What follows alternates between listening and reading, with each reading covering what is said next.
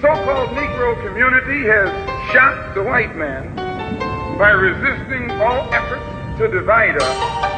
I think that you and I should continue to shock him by staying and working together in unity, despite religious, political, economic, or educational or social differences.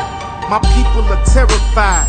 We've been terrorized to the point that we're mentally and spiritually paralyzed. We suffered through centuries of dehumanization and degradation. It took the form of slavery and segregation in this land of the free, where oppression's government sanctioned. We're subjected to systemic skin color discrimination, from black codes to Jim Crow to black criminalization.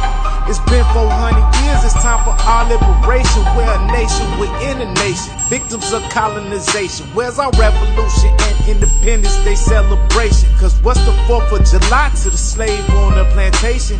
And slavery didn't end, they just changed its implementation. Just check the 13th Amendment, then you'll see why so many black males end up as guilty defendants. The system isn't broken, it's working as it's intended. So I'm not here to fix it, I'm here to end it. And then again, if we tell you that Negroes are being hung on the tree or being shot down illegally, unjustly, and those Negroes should do something to protect themselves, you say you're advocating violence. I won't rest till this nightmare we're living in ends, and we see justice for our murdered young innocent men. If black lives really matter, black people need the proof. Cause we are the only ones responsible for our improvement. How can we leave it to someone else to do what's best for us, especially when there's someone else has historically been oppressing us? We can't use a system built to enslave us to free us, and we really sick if we think that they white Jesus can heal us. Our children need us to defend them, teach them and guide them, show them love and bring out the greatness that is deep inside them. Are we gonna build a nation or stay on the plantation? Keep begging for our freedom or fight for our liberation? When the Japanese attacked Pearl Harbor, he didn't say get nonviolent. He said praise the Lord, but pass the ammunition.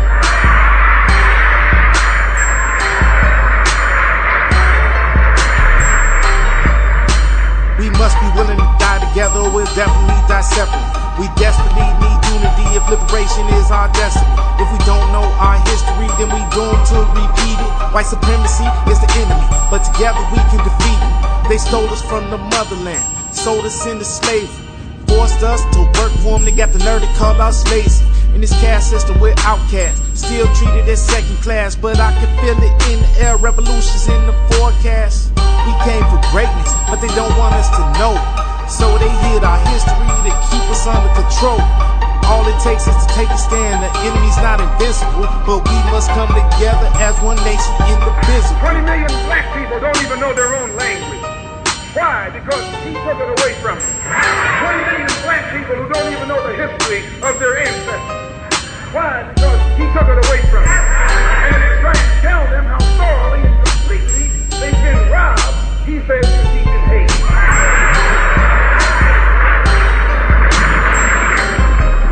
That's something to think about. Today you are coming out of college. You're coming out of the leading university. You're trying to go in a good direction, but you don't know which direction to go in.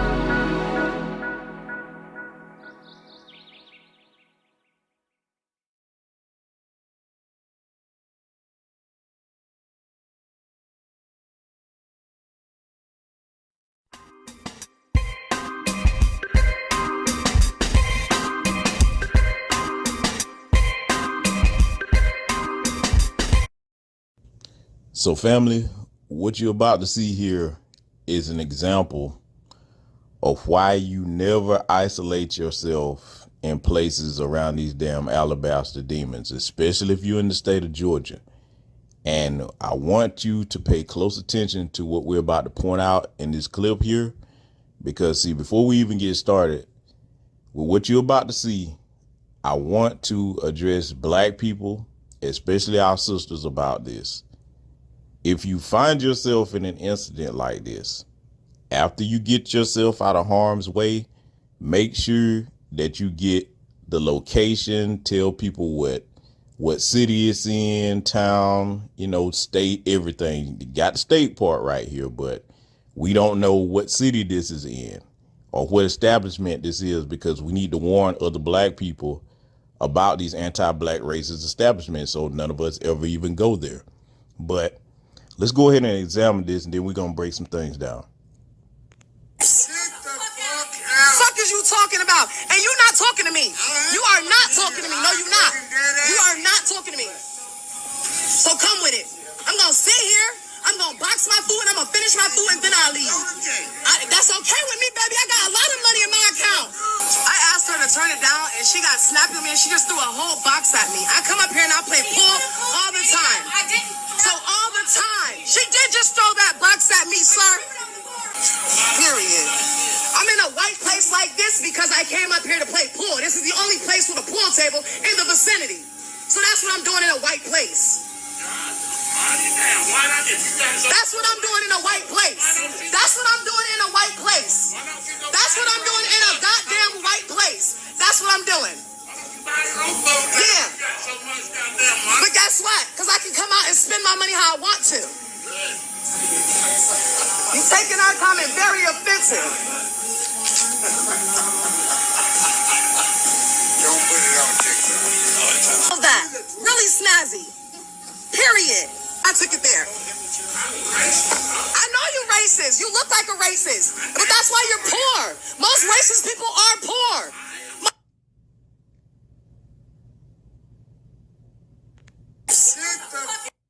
Okay.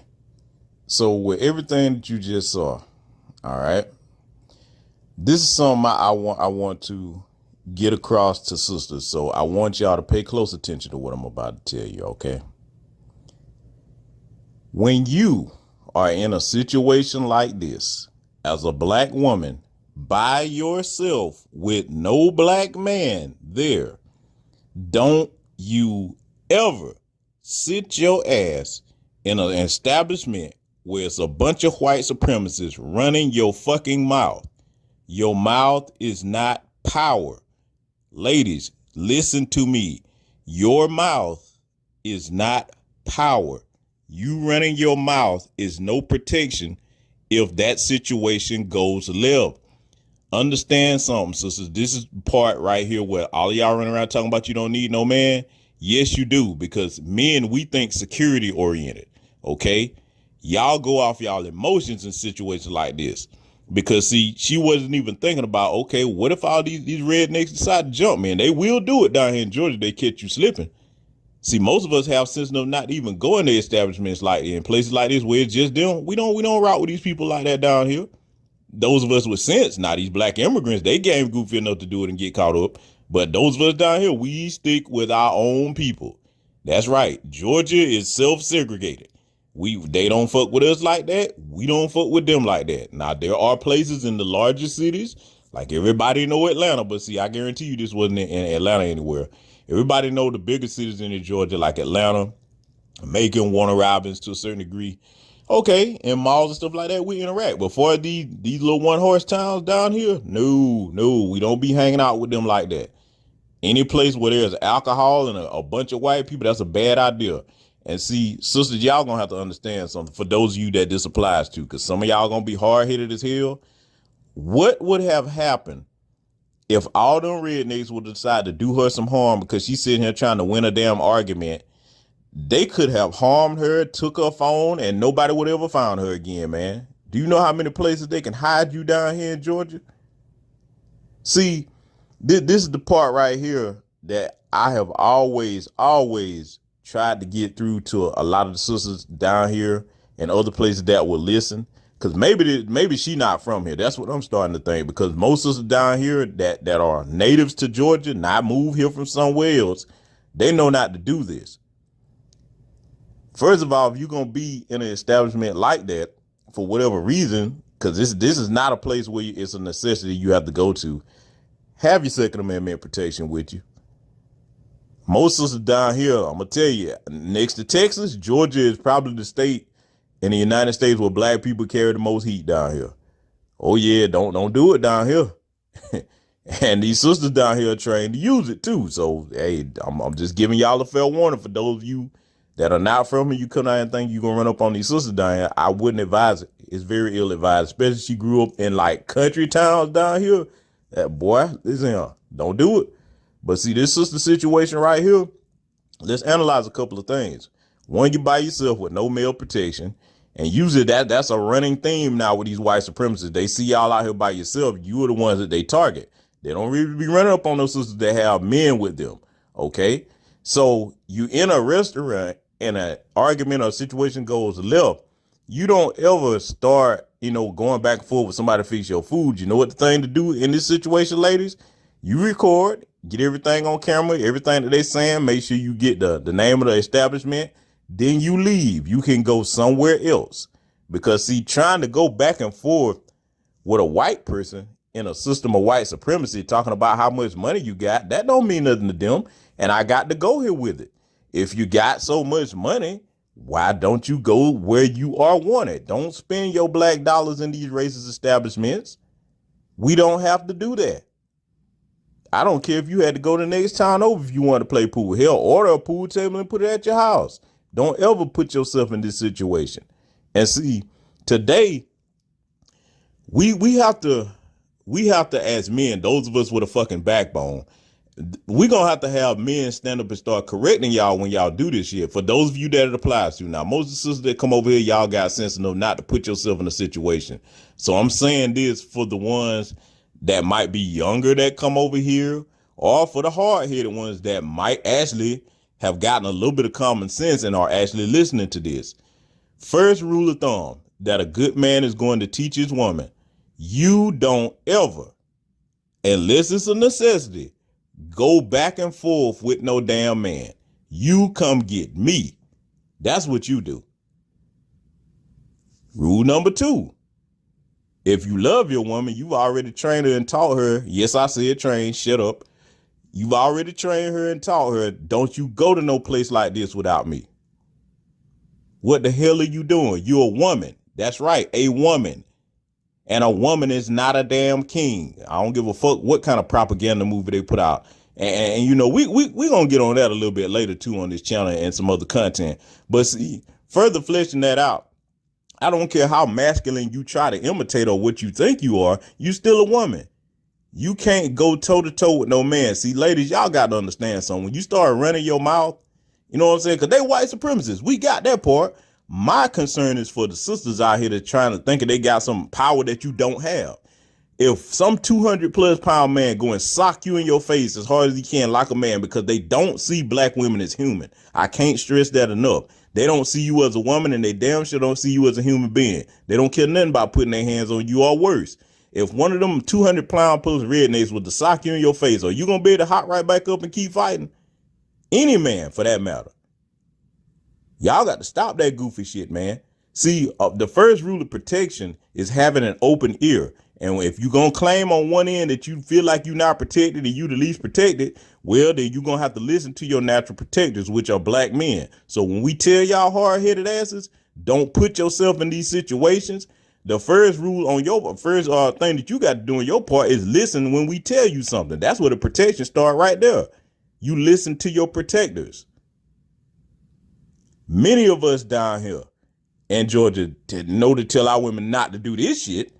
And for the most part, I give them credit. Most of them down here, sisters got sense enough not to be trying to run up on no men like that. But you have a segment all across the country, even in this state, a segment of y'all really do think that running your mouth is some type of protection or a shield. And you actually think that you can square out with a man. You can't. Y'all better look up the basic biological differences between men and women. This ain't downing you or putting you down. We talking science here. Our hand strength alone is 17 times stronger than y'all, man. Upper body strength, about the same.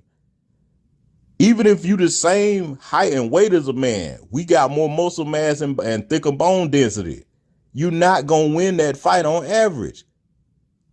And see, just because you probably have gotten in a physical altercation with a man, which I do not advise unless it's a life or death situation, you ain't got no choice, and the man didn't swing and hit you back, a lot of y'all be thinking that you whooped somebody's ass. Understand something. You didn't whoop nobody's ass if they didn't strike you back. A lot of times, for those of you that do this goofy shit and you sit there hitting on men talking about I whooped your ass, he was trying not to hurt you. That's what it was. All he would have had to do is pop you one good time and knock the wind out of you or hit you, heaven forbid, in your head. That could kill you. Hell, a man getting hit in the head the wrong way by another man could kill one of us. See, again, I have to emphasize this point. Ladies, control your damn emotions. Do not let your emotions put you in a state or a situation where nobody may ever see you again. Cause see, let me keep it a buck. When I tell y'all the dirtiest of the dirtier down here, Georgia is one of, if not the most white supremacist redneck state you can ever find yourself in when you start stepping outside of places like Atlanta too. I mean, they just a little bit more sophisticated up there. You know what I'm saying? Over in the city of Atlanta here.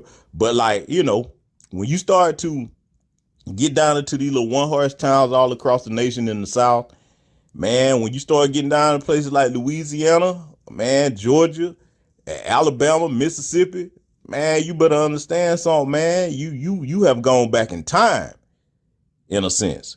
Everybody keep yelling about 2022. See, that's a lot of y'all that have lived in predominantly metro areas your whole life up north, and you had never really been down south to see what it's like and how things run. Let's go back to what happened to our brother Ahmaud Arbery down there in Brunswick, Georgia. Y'all don't understand, man, that, you know, situations like that, that's not uncommon. That's just the one that we got caught on camera there and happened to get some justice for. They do stuff like that all the time down in these deep southern parts right here where everybody's related to everybody. Because, see, I take it back to the situation with the sister Tamala Horser here in Georgia. She went to a sleepover with some of her good white friends. Then the story was she got drunk and just fell over a damn balcony, and none of them were charged. They murdered that woman, man. And all of them got away with it to this day. Now, you put yourself in a situation like this, and you see all of them are hostile. They don't want you there. And to my knowledge, this sister didn't get hurt, but boy, this could have went real bad, real fast. What if while you sitting there running your mouth and you trying to win a damn argument, when you do get ready to go leave, what if one of them bubbles, 2 or 3 of them bubbles would have stepped in front of the door and wouldn't let you leave? What you gonna do then? See, I'm talking to you to get you to think. This is why I'm a big advocate and a proponent of women keeping at least 3 items on them. Keep you a good power tool that you've been trained to use at a range. Keep you some high grade OC spray. Y'all know I always drop links to that in the chat. In fact, I will drop a link to some good bear spray, some bear mace in the chat during this presentation here. And also, all else failed, keep you a good size blade. And I ain't talking about no little toothpick. I'm talking about something where, hey, if you have to go ahead and stick it to somebody, that'll make that motherfucker think twice. So a lot of y'all don't even have basic self-defense items in your cars and shit. You got everything in the world. You got purses. You got that phone, which a lot of y'all be running around. Don't keep it charged up. If you got a good man, I've always said this, he going to always be on your ass about when you leave that house, make sure that damn phone is at least 95 to 100%. Because that's your lifeline if something happened to you. Okay? A lot of y'all don't have flashlights, just a bug out bag, a basic bug out bag in your car just in case of emergency. You know, so I'm just trying to point out some of the things that, you know, y'all don't really think about on y'all own unless you have a man instructing you. And yes, I said it, the greater majority of y'all don't think about danger. A lot of y'all think once you get to running your mouth that that's some type of invisible shield and nothing's going to happen to you. And that's just not the case. I don't give 2 shits about other races of women. That's not my concern. They got their male protectors. I'm talking to black women, my women, our women. These are the ones primarily that I'm responsible for protecting, first and foremost, above all. So when I see you doing some game goofy like this, I'm gonna come at you and try to talk some sense into you. You don't ever do this. This is very unwise, very foolish. Very foolish. Who's to say that, okay, when you did decide to leave, they let you leave? How we know they ain't follow you the way you was or wherever you were going? A lot of you rednecks down here, man, it ain't nothing for them to try to run a sister off the road. And she just sitting here, man, this whole time so caught up in her emotions, going back and forth with these white supremacist bastards. She ain't think about nothing I said. See, ladies, let me tell y'all something, man. A lot of times, y'all want to call yourself powerful and call yourself the most educated. Well, an educated person, an intelligent person, because there's a difference between education and intelligence.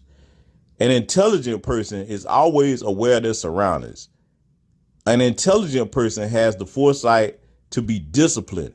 Just because you can say or do something doesn't mean you should. You better know your damn limitations. Again, just think about, in this scenario, you by yourself as a woman. Ain't got no protection on you more than likely. Because if she did, I'm going to tell you how I know she probably didn't have no protection on her. Because she was sitting here running her mouth, she would have mentioned it. She would have said something like, oh, I got something for you if you try that. She ain't say that. She was just sitting here running her mouth. They ain't going to do nothing to me. Okay, what if they do? That is a very, very foolish frame of mind, ladies. Don't be that woman that do that. You get it. Learn to master getting a grip of yourself before you just fly off the handle and do silly things like that. See, let me give you some game on how you handle confrontational situations like that. Because like I already said, the best thing to do is get the name of the location. Hey, if it's got a corporate number, make sure you take a mental note of that. You ain't got to be making an announcement. I'm going to call corporate. No, just do what you going to do. And you just let us know where this place is, what city it's at, the name of it, and all of that, so that we can avoid it. Okay? But this is how you handle confrontational situations. And men are better at this than women. Yes, I said it. You remain calm. That is your first thing. That is your greatest asset in a confrontational situation. Let your enemy be the one that's irate and upset, because an irate, angry person is not thinking very clearly. You remain calm. Remain aware of your surroundings as you get ready to make your exit from that place, and then make sure, that you are not being followed. And the thing for her to do, what she should have done, hey, you need to, after you exit, send a text to your people. Hey, I'm over here at XYZ so-and-so street. I'm going to need y'all to come meet me. You know what I'm saying? Just in case they try something, to make sure that you safe. See, y'all have to start thinking safety protocol. And it's up to us. That's our job as men to teach that to y'all. But if you don't listen to the people that are your protectors, because it's not going to come from nowhere else. If they would have started jumping on her right then and there, ain't none of them white people would have pulled nobody off of her, even if it was the men jumping on her. Wasn't nobody going to help her. She said somebody threw something at you. That was your cue right there. You weren't welcome. See, for me, let me tell you something. I'm a Georgia native. I don't feel shit that bleed and can die like me. But I don't put myself in certain situations. Oh, I don't do that. Because see, one, I already know where it's going to go. If I have to defend myself from anything hostile, unprovoked, I'm going to do whatever I have to do. I'd rather be judged by 12 than carried by 6, if it's up to me. So I try to use foresight and common sense. If I walk into a place, especially if I didn't know previously what that area was like, and I see a bunch of them, I don't care if they're the nicest white people in the world. Nope. My people ain't in here. Because if something go left, the odds are not in our favor when we do that. And see, one of the things you got to understand about white people all across this country, but especially in the South, if you are somewhere where they are at and their numbers are greater than yours, and you like only 2 or 3 of y'all in there, and it's like 20, 30 of them, oh, they finna try you. Because first it's going to start with little off-color comments, talking loud, saying stuff, or they're going to let that N-word fly. But see, you better believe down here in Georgia, if they're around a group of black people, they don't even try. They know better. I'm telling y'all, they don't even really come around us like that in certain places. outside of major metro areas like Atlanta, places like that, they you know, cause we already know what it is. See, that's one thing I will say about the state of Georgia. I like the open racism. I like it because I know exactly where you stand. You don't fuck with me, I don't fuck with you. We know that. Now, is that to say that all white people like that? No, our white people ain't bad for the coons. No, they're not. But the greater majority are. Yes. It's a dog-cat relationship. So, you know, hey, I've got white people down here that I'm cordial with or cool with. I don't go as far to call them friends. We okay. We all right. We cordial towards one another. But, you know, do I trust you like that? No, I don't trust any white person. I have no reason to trust you. Your history speaks for itself. You might be the nicest white person on the planet. I will never trust you. That is not something, my trust as a black man or a black person, especially foundational black American, is not yours to have. You haven't done anything in mass as a collective to earn my trust or any black person's. That's first and foremost for me. See, when you start to study the work of our great elder Neely Fuller Jr., when you start to study the work of our Queen Mother, Dr. Frances Cress Welsing, and so many others, Dr. John Henry Clark, you study their work and then you apply it to present day, and you already know where you stand on the battlefield. And see, this is the danger about people running around bragging. It makes me cringe when I hear our people say this, talking about they don't read or they not into reading. Well, goddamn it, you need to start. Hell, get audio books. Because some of y'all are running around out here, man, game goofy in 2022 to the point where you don't even realize you on a life or death battlefield. This was a very life-threatening move that this sister pulled here. This was super stupid. And see, a man that gives a damn about you don't just kiss y'all ass and tell you what you want to hear. We gonna pull you to the side and tell you when you're wrong. And the same thing should go for sisters when you're dealing with us. Hell, if you see us, we all cold and we wrong, y'all got to tell us the truth. You can't get anything positive or have anything good come to you without the truth. So for those of you that don't like what I'm saying, don't like how I'm saying it, that's your problem. I'd rather have you pissed off and come into an accurate understanding of what's right and wrong versus just tickling your ears and then you sit up here and put yourself in a situation like this. See, let me ask the question because I really want to make this thick while I'm talking about this here.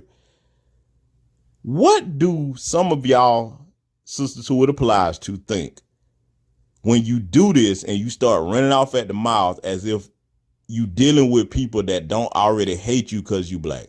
What do you think the outcome of that gonna be with no male protection? Talking primarily to the men, because now, hey, if it's one of these bakers down here, hey, you can handle her pretty easy. I'll tell you another thing, though, about that.